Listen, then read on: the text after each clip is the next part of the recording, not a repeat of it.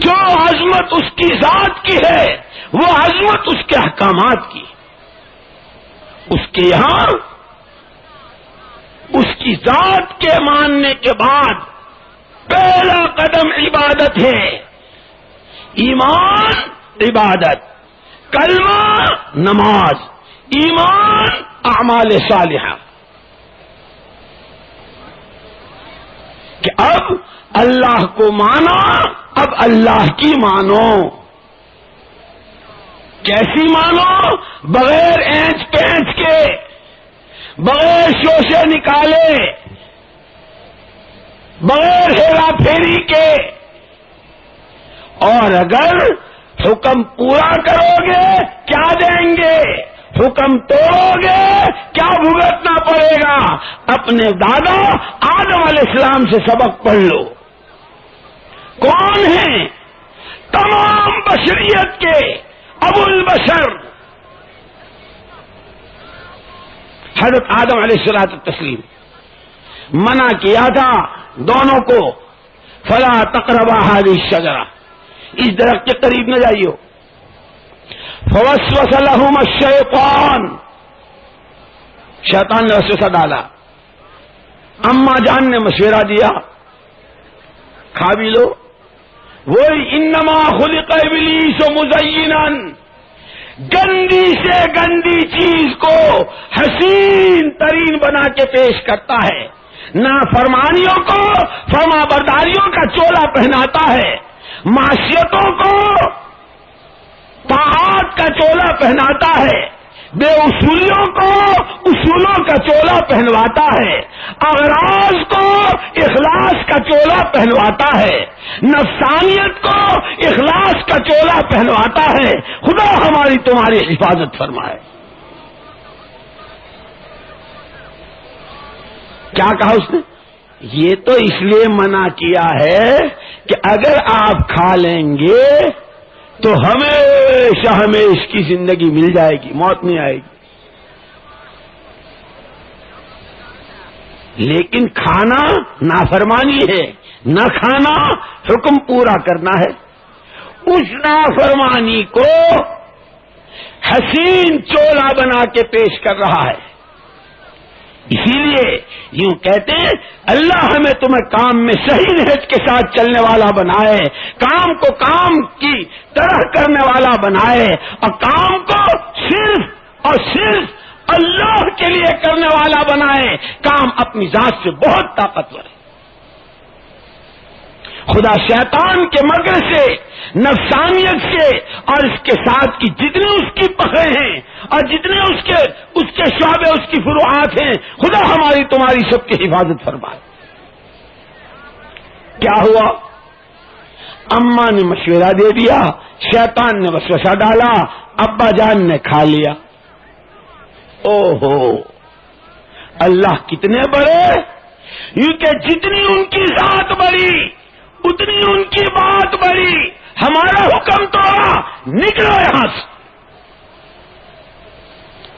کپڑے اتار لیے، ننگا کر دیا، اور دونوں کو دو سمتوں میں ایسا پھینکا کہ ایک کی دوسرے کو خبر نہیں. اور پھر دونوں کی روٹیں نہیں بن رہی تھی. اتنے روئے، اتنے روئے، اتنے روئے، 40 سال تک روتے رہے. لبیں بنانے کی فرصت نہیں، حجامت بنانے کا موقع نہیں. حضرت آدم علیہ الصلوۃ والتسلیم کی بھویں اور لبیں لٹک کے آ گئی تھی. 40 سال کے بال سر کے کتنے بڑے ہوئے ہوں گے؟ جب مکے میں دونوں جمع ہوئے ہیں ایک دوسرے کو پہچان نہیں سکے. عرفات کے میدان میں تعارف ہوا تھا. او اولاد آدم، او آدم کی اولاد، اپنے باپ سے سبق لو. ہم الان کما کان، ہماری شان وہی ہے، ہم اللہ ہیں. اننی انا اللہ، اننی انا اللہ، لا الہ الا انا. اللہ کی ذات، اللہ کی ذات. تم جو کچھ ہو، وقت واحد یہ 7 زمین اور 7 آسمان کے اگر مالک ہو جاؤ، ان کے درمیان کی تمام چیزوں پہ تمہارا قبضہ ہو جائے، خبردار ابدیت سے اور بندے پنے سے خارج نہیں ہو سکتے ہو۔ معبود برحق الہ الحق صرف میں اکیلا ہوں۔